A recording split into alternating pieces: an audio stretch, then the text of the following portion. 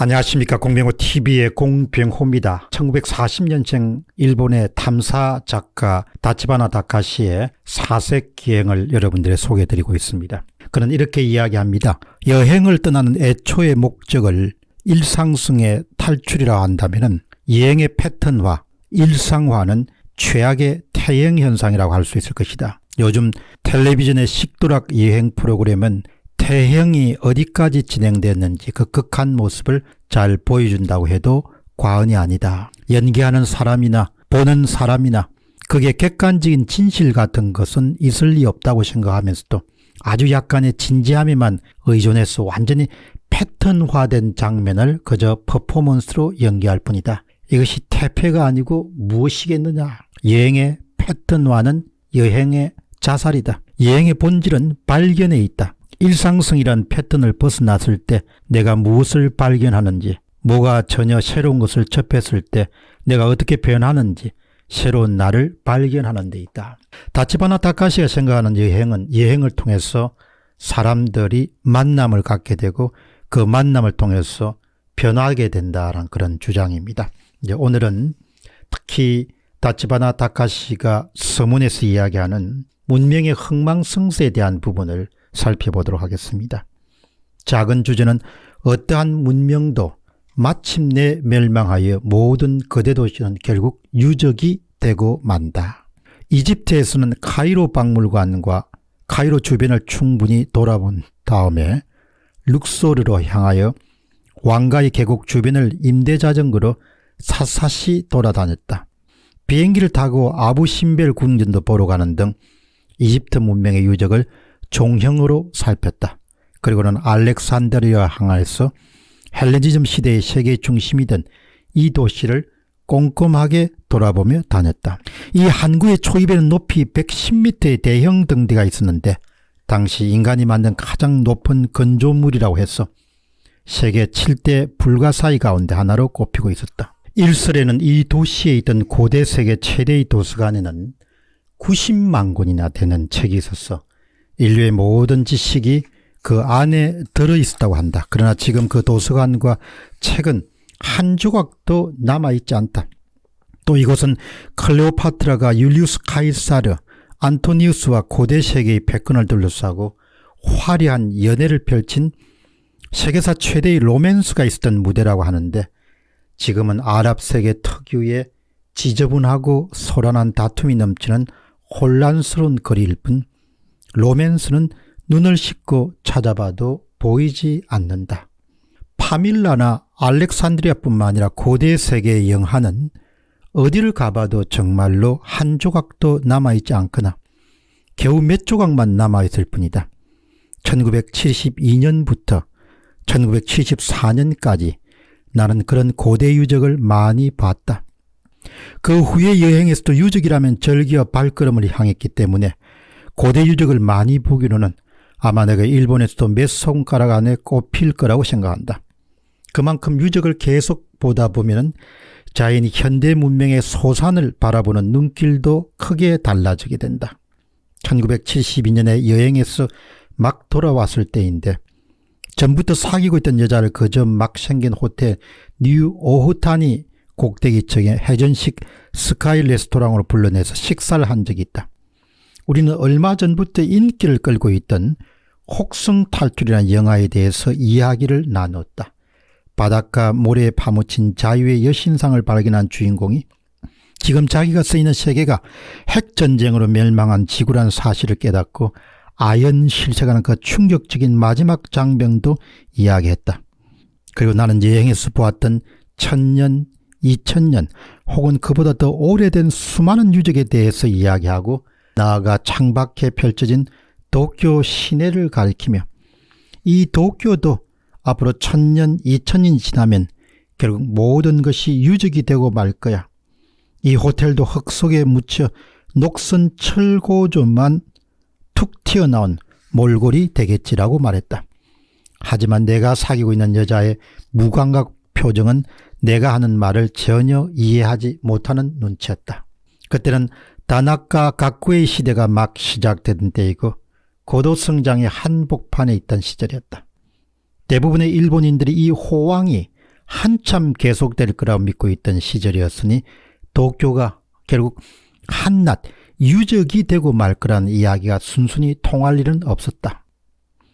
그러나 그때 내 머릿속에는 유적이 된 도쿄의 모습이 보였다. 저의 해설을 좀 더 하면은 사람들은 생각보다도 자신이 몸담고 있는 문명이 오래 지속될 거라고 생각하고 또 호황이 될 때는 그 호황이 정말 더 오래될 것으로 그렇게 생각하는 경향이 강하죠. 그러나 다치바나 다카시는 문명의 흥망성쇠와 부침을 많이 봤기 때문에 결국 모든 문명은 산산조각 나누어져서 그냥 사라지고 만다라는 부분을 갖고 있는 시각 때문에 큰 차이를 보인 겁니다. 다시 다치바나 다카시의 결론 파트입니다. 그로부터 30년이 지난 지금도 도쿄는 유적이 되지 않았지만 어떠한 문명이든 천년이라는 오랜 세월 동안 번영이 계속된 사례는 없으므로 어떤 문명도 번영기는 길어야 수백 년이다.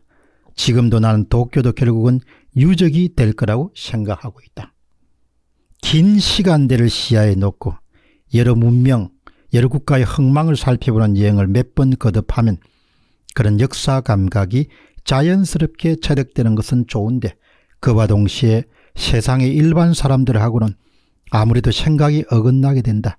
그렇게 어긋날수록 이 세상을 살기는 점점 힘들어지는 것이다. 이런 이야기를 했죠. 한국이 고성장을 구가한 것이 60년대, 70년대, 80년대, 짧게는 한 30년, 길게는 한 40년 정도였습니다. 지금 나라가 이제 많이 이렇게 내려가는 모습이 볼 수 있는 사람 눈에는 너무나 확연하게 보이게 되죠. 저는 2000년대 초반에 아마 그런 부분을 많이 생각했던 시간을 갖게 됩니다. 결국 이제 나라라는 것은 어떤 유조선이 항만에 진입하는 것과 같은 그런 진로를 갖고 있기 때문에 관성에 따라서 움직이고 물론 선각자나 깨어있는 사람들이 아우성을 치겠지만 그 나라나 민족이 진행돼가는 그런 방향을 선회하는 것은 불가능한 일은 아니지만 상당히 어려운 일이라고 봅니다. 그리고 또 민족이나 사회는 그 민족 특유의 어떤 그런 관습, 관행, 특성, 더 적합한 표현은 습성이라는 것이 갖고 있기 때문에 배가 고프고 또 힘들 때는 분발해서 열심히 일정 기간 동안 일을 할 수가 있지만 또 일정 기간이 지나고 나면은 구습이라든지 옛 간습이라든지 옛 습성이라든지 옛 습속으로 돌아가는 데는 굉장히 빠른 속도로 돌아가는 그런 경향이 있습니다. 그렇기 때문에 이제 여러 분야에서 좀 깨어있는 사람들이 아우성을 치고 그렇게 가서 안 되고 이쪽 방향을 가야 되고 그쪽으로 가면 큰일이 나고 이렇게 경고하고 비판하고 비난하고 질책하더라도 수많은 사람들로 구성된 어떤 사회나 그 민족은 그 진행돼가는 관성에 따라서 움직여가는 그런 방향을 바꾸기는 굉장히 어려울 것이다 이렇게 봅니다. 과거에 이제 스페인 제국의 몰락 과정을 기록한 책들을 보니까 그 당시도 수많은 보고서가 나왔더구먼요. 또 깨어있는 귀족들이나 이런 사람들이 경고도 하고 우리가 제조업을 육성해야 되고 남미에서 받아들이는 언어를 가지고 물건을 사는데 그냥 사용해서 안 되고 네덜란드처럼 이렇게 교역을 하기 위해서 뭘 고쳐야 되고 영국처럼 뭘 고쳐야 되고 이렇게 하지만 그게 일체 정책에 반영이 안 되는 것이죠. 이 다치바나 다카시의 주장처럼 긴 시간대 시야를 놓고 여러 문명을 흥망을 살펴보는 여행을 몇 번 하게 되면 그런 역사 감각이 자연스럽게 체득된다 이렇게 이야기했는데 이런 글을 읽으면서도 한국이 지금 이제 하강 국면에 들어서 가지고 쭉 이렇게 내리막길을 걸어가는 그런 모습을 역전하는 것이 쉽겠느냐.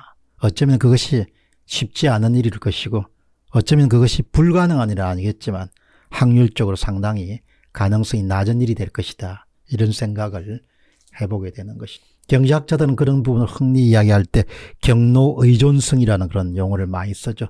일단 어떤 경로를 들어서게 되면 그 경로와 관련해서 수많은 그런 이해 집단들이 이해 당사자들이 생겨나기 때문에 그것을 바꾸기가 굉장히 어려워지는 것이죠. 이제 한국 같으면은 정부 예산에 기대어서 살아가는 사람 숫자가 점점 늘어나기 때문에 그 사람들이 다 한 사람 한 사람의 표기 때문에 그런 것을 뿌리치고 정상적인 경로로 이렇게 돌아가기는 쉽지가 않을 것이다. 그런 부분을 다치바나 다카시의 그런 주장을 통해서 한 번 더 확인하게 됩니다. 공병호 TV의 공병호였습니다.